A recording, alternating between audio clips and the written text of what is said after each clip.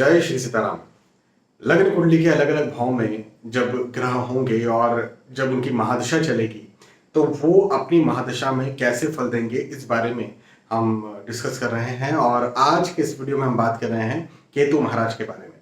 केतु महाराज लग्न कुंडली के पंचम स्थान पर होंगे तो अपनी महादशा में वो कैसे फल देंगे इस बारे में। अब यदि आप मुझे बहुत पहले से फॉलो करते हैं तो बहुत पहले से ही मैंने ढेरों सारे ऐसे वीडियोस बनाकर रखे हैं जिन्हें देखकर, जिन्हें सीखकर, जिन्हें समझकर आप एक बेसिक एस्ट्रोलॉजर बन सकते हैं। और वो वीडियोस, ज्योतिष सीखने के वो वीडियोस मुफ्त में अवेलेबल हैं। आपको कहाँ जाना है? VS एस्ट्रोलॉजी यूट्यूब चैनल की playlist astrology lesson in Hindi में और कतारबद्ध तरीके से सारे वीडियोस वो देख लेना है। आप उन्हें देखकर, उन्हें सीखकर, उन्हें समझकर आप एक बेसिक एस्ट्रोलॉजर बन सकते हैं। मैं इस बात का आपको दावा कर सकता हूँ। हाँ, paid course, basically paid course लेने की तो जरूरत ही नहीं। और लोग कहते हैं एडवांस एस्ट्रोलॉजर बनने के लिए, तो देखो एडवांस एस्ट्रोलॉजर बनने के लिए ना फिर आपको 1-to-1 इंटरेक्शन की जरूरत है। हाँ, एक अच्छे गुरु की जरूरत है, 1-to-1 इंटरेक्शन की जरूरत है। और फिर केवल इंटरेक्शन या थियोरिटिकल नॉलेज मैंने आपको दे दिया कि भाई ये ग्रह यहाँ बैठेंगे, ये ग्रह यहाँ बैठेंगे और आपने सुन लिया, सिर्फ इसकी जरूरत नहीं है। आपको जरूरत है कई सारी कुंडलियां देखने की, उन लोगों से 1-to-1 उन लोगों से, मतलब जो क्लाइंट्स हैं, है ना, जिनके साथ चीजें घटित हो रही हैं, उनसे बात करने की फिर आपको जरूरत है। तो कई बार आप ये पाएंगे कि अरे यार ये नियम होता है, मैंने जो है वो 90 लोगों पर, 95 लोगों पर ये नियम देखा, ये 5 लोगों पर ये नियम एप्लीकेबल क्यों नहीं हो रहा है, इसकी क्या वजह है? फिर जब आप उसकी वजह देखना शुरू करेंगे तब आपको और चीजें कुछ समझ में आने लगेगी, है ना। तो बहुत सारी चीजें हैं, बहुत कुछ हो सकता है यहाँ पर और बहुत सारे लॉजिक्स लगाने पड़ते हैं। इसलिए ज्योतिष बहुत आसान गणित नहीं है। गणित और फलित यहाँ पर होता है। गणित का काम तो आजकल इंटरनेट ने कर दिया, मतलब सॉफ्टवेयर बनाने, सॉफ्टवेयर्स जो होते हैं वो गणित का काम कर देते हैं, चार्ट्स बना देते हैं। भाई पहले के जमाने में चार्ट्स कैसे बनते थे? जब आपका लगन कैसे निकलेगा, आपकी राशि कैसे निकलेगी, आपके ग्रह कौन से जगह पर बैठे हैं, कौन सी दशा चल रही, कैसे निकलेगा, इसके लिए गणित करने पड़ते थे, जोड़ घटाव गुणा भाग ये सब करने पड़ते थे। वो काम आजकल कंप्यूटर ने कर दिया है। लेकिन फलित तो आपको सही करना ही पड़ेगा ना। तो फलित के लिए मैं यहाँ पर आपको सिखा रहा हूँ, समझा रहा हूँ। चलिए अब समय को जाया न करते हुए आगे बढ़ते हैं और पंचम स्थान के बारे में पहले चर्चा करते हैं। भाई पंचम स्थान पे केतु बैठेंगे तो वो कैसे फल देंगे? तो पंचम स्थान क्या है पहले ये तो समझे। तो पंचम स्थान को हम कहते हैं बुद्धि का स्थान, है ना। डिसीजन मेकिंग पावर, बुद्धि, मेमोरी, आप जो सोचते हैं, जैसा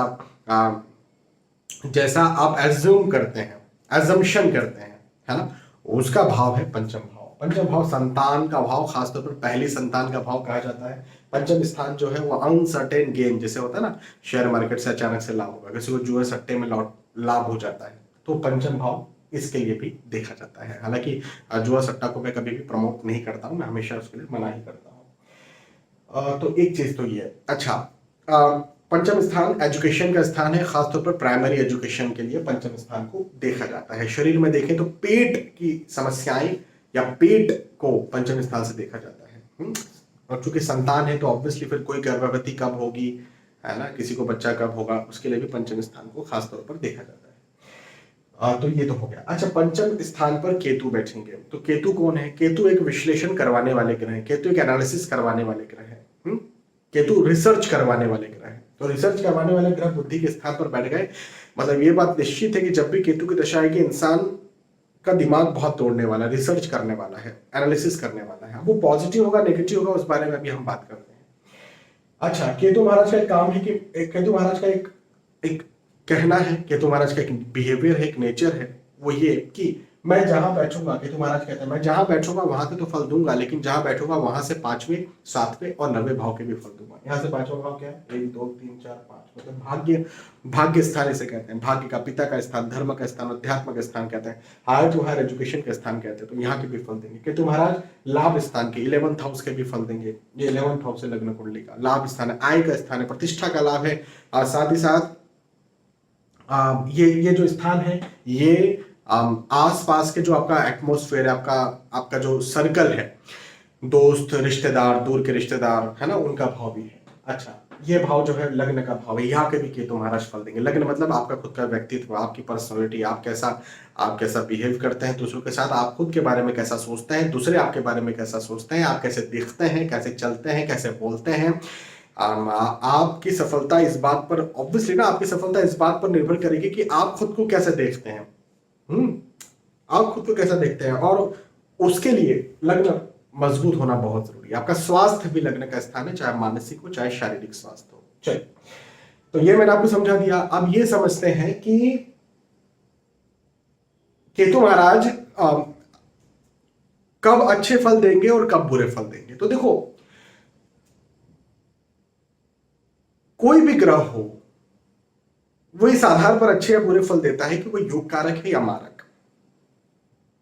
और योग कारक ग्रह, मारक ग्रह इस आधार पर निकाले जाते हैं कि भाई उनकी राशियां कहां पर है। तो उनकी राशियों के आधार पर हम समझ जाते हैं कि भाई योग कारक ग्रह बहुत अच्छा ग्रह, भाई ये मारक ग्रह, ये खराब फल देने वाला है। लेकिन भाई केतु की तो कोई राशि नहीं है, तो राशि नहीं है तो फिर केतु ना योग कारक हुए ना मारक हुए, तो फिर ये कैसे अपने अच्छे या बुरे फल दे सकते हैं। तो वो राशियों के आधार पर दे सकते हैं, मतलब किस राशि के साथ में वो बैठेंगे, उनकी खुद की राशि नहीं है, लेकिन किस राशि के साथ में वो बैठेंगे उस राशि के आधार पर अच्छे या बुरे फल देंगे। आप बहुत देर से ये आंकड़े देख रहे होंगे, इन राशियों के साथ में केतु महाराज अच्छे या फिर बुरे फल देने वाले हैं। तो केतु महाराज के साथ यदि 6, 7, 8, 9, 10, 11 नंबर लिखा हुआ हो, 6 नंबर मतलब कन्या राशि, 7 नंबर मतलब तुला राशि, 8 नंबर मतलब वृश्चिक राशि, 9 नंबर मतलब धनु राशि, 10 नंबर मतलब मकर राशि और 11 नंबर मतलब कुंभ राशि।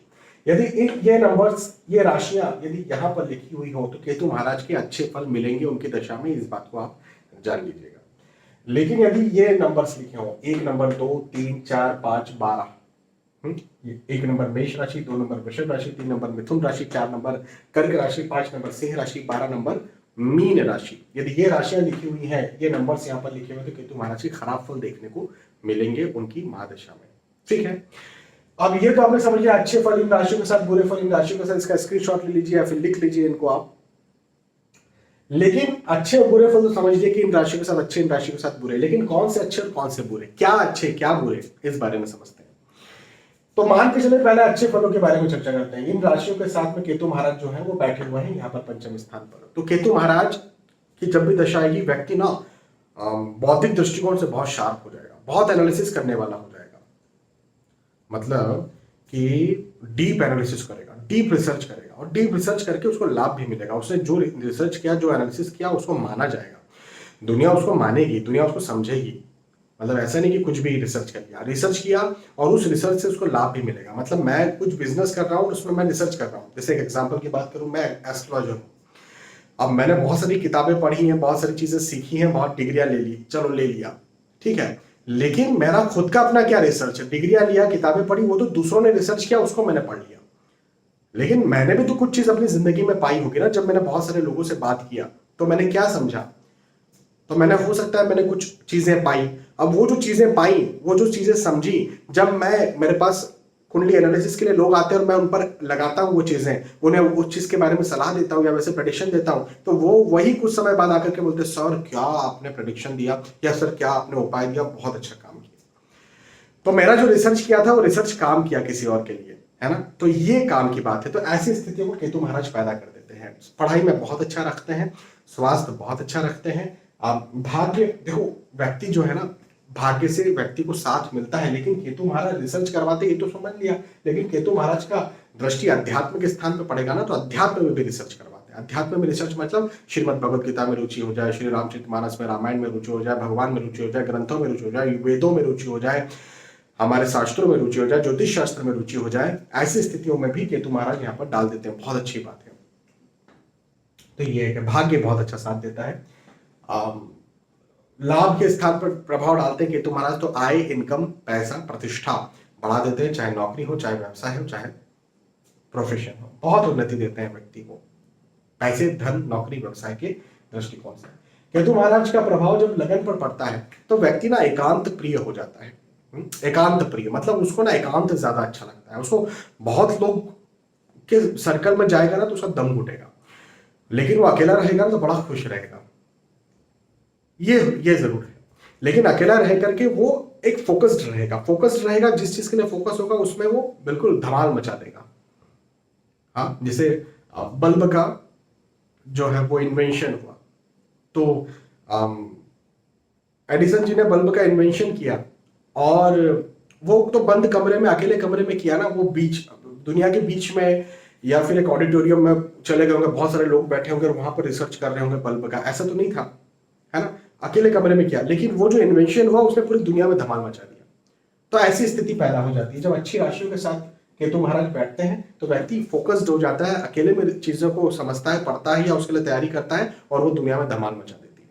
तो ऐसी स्थिति भी पैदा हो जाती है। लेकिन हाँ, अलगाव की स्थिति कई बार होती है, व्यक्ति को बहुत लोगों के बीच में रहना अच्छा नहीं लगता ना, तो कई बार व्यक्ति दोस्तों को, रिश्तेदारों को छोड़ देता है। ऐसी स्थितियां भी कई बार हो जाती है। अच्छा, ये तो अच्छी बात होगी। बुरी बात करें इन राशियों, बुरी राशियों के साथ में, बुरी राशि नहीं होती लेकिन केतु महाराज के लिए ये बुरी राशियां हैं, केतु महाराज के लिए अच्छी राशियां हैं, तो इनके साथ में केतु महाराज बैठेंगे तो क्या फल देंगे? तो सब खराब फल देंगे। चिंता, तनाव, एंजाइटी, डिप्रेशन की स्थितियां बना देंगे।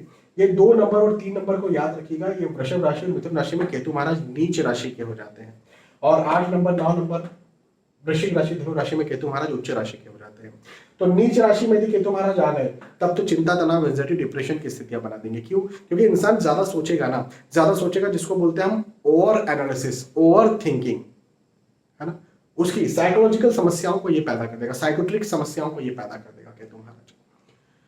पढ़ाई लिखाई में अच्छा नहीं होगा, पेट की समस्याओं को पैदा कर देंगे, भाग्य साथ नहीं देगा, बिजनेस करेंगे तो लॉस जाएगा, नौकरी ही करना पड़ेगी। और चिंता, तनाव, एंजाइटी का जब व्यक्तित्व होगा तो व्यक्ति अकेला रहना ज्यादा पसंद करेगा, और अकेला रहना पसंद करेगा, लेकिन लोग उसे अच्छा नहीं समझेंगे क्योंकि उसको उतना फल मिल नहीं पाएगा केतु की दशा में। तो लोगों की नजर में वो व्यक्ति थोड़ा सा डाउन हो जाएगा। तो ये अच्छी बात नहीं है यहाँ पर। तो यदि ऐसे केतु बैठे हुए हैं तो केतु महाराज का उपाय करना बहुत ज्यादा जरूरी होता है, खराब यदि केतु बैठे हुए हैं तो।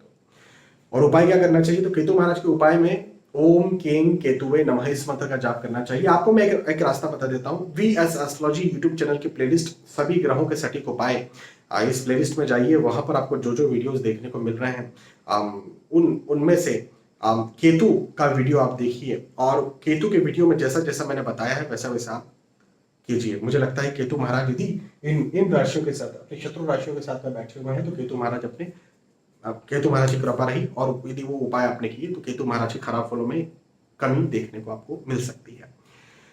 बहुत बहुत धन्यवाद। आज के इस वीडियो में इतना ही। आने वाले वीडियोस में फिर मिलेंगे और भी मैं चीजें आपको समझाऊंगा, सिखाऊंगा। बने रहिए लगातार।